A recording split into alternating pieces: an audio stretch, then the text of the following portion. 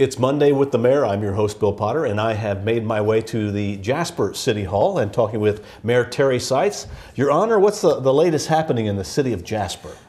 There's so much, Bill, and there always is. I think our city staff, our elected officials, the public would probably be just amazed to find out the type of inquiries and the actions that are going on. Some of things that are, we learn about and we build upon. Some things we get calls about. But ultimately, when people say what's going on, I'll say a lot.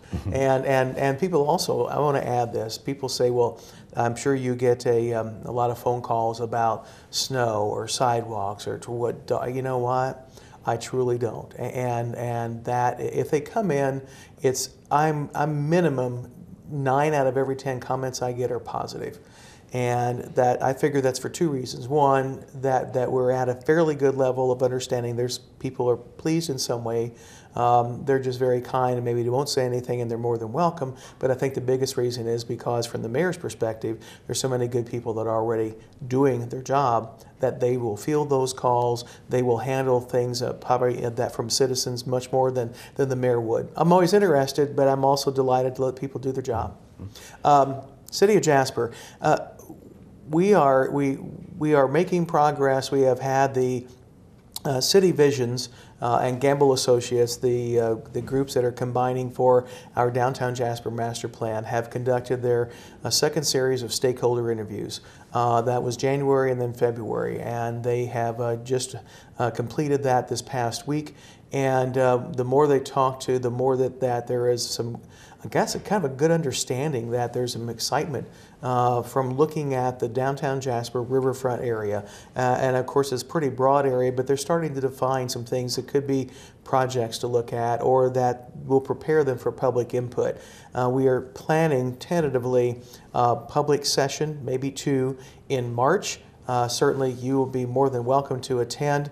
We have a couple interesting ideas we like to play out for that public session, not in a non-traditional meeting spot and some things like that too. So don't have the dates yet, but I promise you Darla Blasey or I will kind of set that up and let you know. Is there a timeline, like 6 months from now you hope to be at Plan A? Bill, we set out a goal with City Visions that we would hope to have a 6-month process.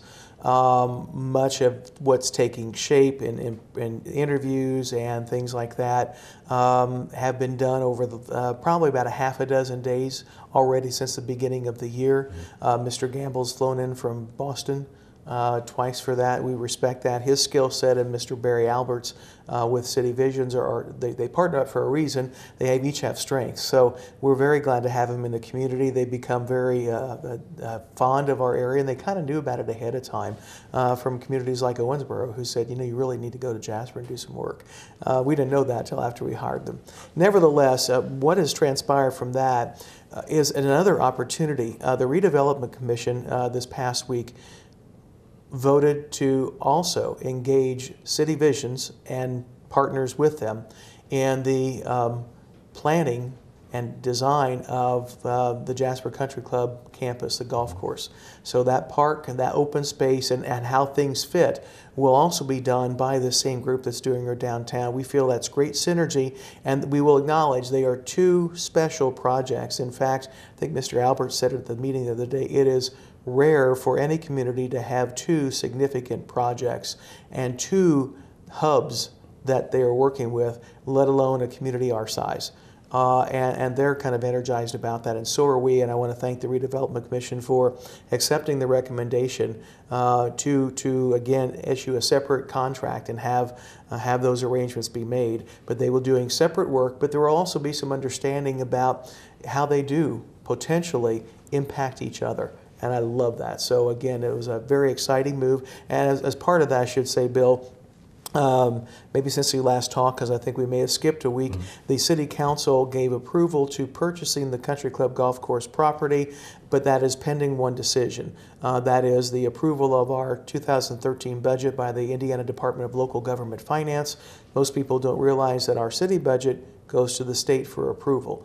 And once that is done, then we will ask them for permission to utilize what the council has authorized, and that is internal borrowing. We'll be borrowing funds from our rainy day fund. Our rainy day fund currently has about $2.6 million in it. We will draw that down about $1 million, give or take, and then we will intend with the full intentions and in writing to be paid back in. The council was very adamant, and I wholeheartedly agree that they don't only want to make the decision to borrow, they want it in writing that it will be paid back in some form or fashion. So that's kind of where we're at on those two projects. Exciting things happening for Jasper. Well, I think so, Bill, and there's an internal thing that I'm very excited about. That it really doesn't affect the general public, but in a long run, it affects the whole community. We have instituted a wellness program for our staff and insured who participate called Rejuvenate Jasper. We just had our first series of health screenings, which is, again, voluntary, but we also put an enticement in there for people to volunteer to do it related to our insurance deductible.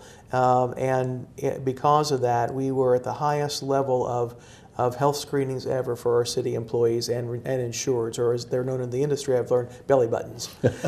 So we just completed that effective April 1st, and we have a lot of setup work to do. We will be affiliated with Memorial Hospital and Healthcare Center, and they'll be literally here every Wednesday around the city, in City Hall, other areas in the city, to work on specific health-related courses, classes, issues, even personal coaching. Cheryl Denyu is going to be doing that, and she'll be basically our wellness coach. And that's a big decision to be able to do that. And what we think is that we start to create a baseline. We'll be able to look at some health trends for our employees, and ultimately we would hope that that would save us money for insurance, and that's very important to the citizens.